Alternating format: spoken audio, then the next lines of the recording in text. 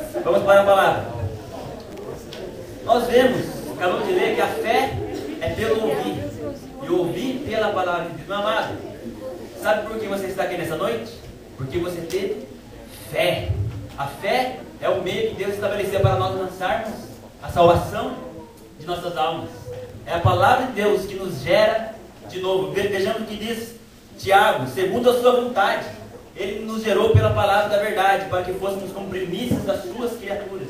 Vamos ver o que diz o apóstolo Pedro: sendo de novo gerados, não de semente corruptível, mas da incorruptível, pela palavra de Deus viva e que permanece para sempre. Meu amado, é pela palavra de Deus que nós somos gerados de novo. Agora isso é complicado. Como eu posso entender? Como a palavra ela nos gera de novo? Nós nascemos de nossos pais carnais, de semente corruptível. Mas quando nós aceitamos a Jesus, nós somos gerados da semente incorruptível, pela palavra viva e eficaz. Amém? Jesus Cristo, falando com o mestre Nicodemos, ele nos dá uma luz. Ele diz: aquele que não nascer da água, do Espírito, ele não pode ver o reino de Deus. Nós vemos na Bíblia Sagrada, em Efésios 5 e 26, que a palavra é simbolizada pela água. Então, Jesus Cristo está dizendo para Nicodemos: olha, se você não nascer da palavra e do Espírito Santo, você não poderá ver o reino de Deus. Então eu entendo que o Espírito Santo é aquele que nos convence do pecado, da justiça e do juízo. Mas por que meio? Pela palavra. O apóstolo Paulo nos mostra que a palavra é a espada do Espírito. Então, quando nós estamos em Cristo no mundo, o Espírito Santo, por meio da palavra, ele vai falando ao nosso ouvido: Jesus Cristo, ele salva. Jesus Cristo, ele transforma. E então aquilo vai gerando em nós uma fé viva, a fé para a salvação. Agora tem um problema: tem crentes que somente têm a fé para a salvação. Quando nós nascemos de novo, nós somos meninos em Cristo. Então, pela Bíblia Sagrada, nós entendemos que nós temos que nos alimentar da palavra para crescer, senão vai ficar o crente menino por toda a vida. Nós vamos ver o que o apóstolo Paulo fala sobre isso. Há pessoas que pensam que por ter 30 anos de crente é mais sábio que outros. Mas vejamos, se nós não nos alimentarmos da palavra, nós não crescemos. Porque devemos ser mestres pelo tempo, ainda necessitais de que vos tornem a ensinar quais sejam os primeiros rudimentos da palavra de Deus. E vos haveis feito tais necessitais de leite, não de sólido mantimento. Porque qualquer que ainda se alimenta de leite não está experimentado na palavra da justiça, porque é menino.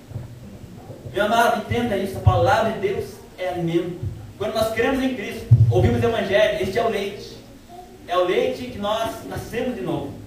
Porém é necessário que nós sejamos experimentados na palavra da justiça, senão nós não crescemos.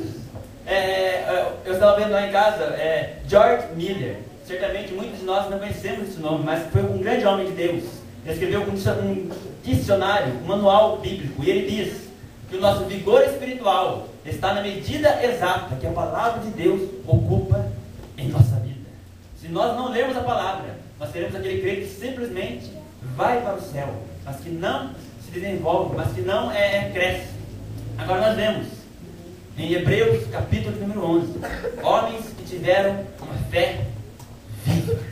Veja o que diz: os quais pela fé venceram reinos, praticaram a justiça, alcançaram promessas, fecharam as bocas dos leões, apagaram a força do fogo, escaparam do fio da espada, da fraqueza tiraram forças, da batalha se esforçaram, puseram em fuga os exércitos dos estranhos. Meu amado, quando eu leio esse versículo, eu vejo Josué entrando em Canaã. Quando eu vejo esse versículo, eu vejo Abraão alcançando as promessas, tendo um filho na sua velhice aos 100 anos. Quando eu vejo esse versículo, eu vejo Daniel fechando a boca dos leões, escapando do fio da espada. Eu vejo Davi, da fraqueza tiraram forças. Eu vejo Sansão matando 1000 só com uma queixada de jumento. Na batalha se esforçaram. Então eu vejo esse nome, José de Passibete, ferindo a 800 homens numa única batalha. Então eu vejo também Eleazar lutando tanto, mas tanto, que diz a Bíblia que a espada grudou em sua mão.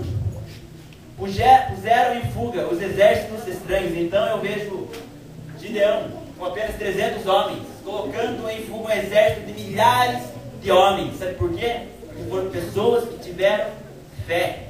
Meu amado, é muito bonito eu falar glória a Deus, Hosana nas alturas, Jesus volta logo. Mas não é isso que nós aprendemos com o apóstolo Paulo, o que ele nos diz, olha, de ambos os lados, eu estou em aperto, porque desejando ardentemente estar com Cristo, e porque isso seria ainda muito melhor, mas julgo, por amor de vós, ficar na carne. Meus amados, é claro que nós queremos ir para o céu, mas e o mundo? E as pessoas que não conhecem a Deus? Às vezes nós temos a fé para a salvação, mas não temos a fé, que é o nosso vigor espiritual. Você viu que coisas maravilhosas que esses homens fizeram para o reino de Deus? Fecharam as bocas dos leões, venceram a força do fogo. Não diz que apagaram o fogo, eles estavam dentro do fogo, mas não foram consumidos.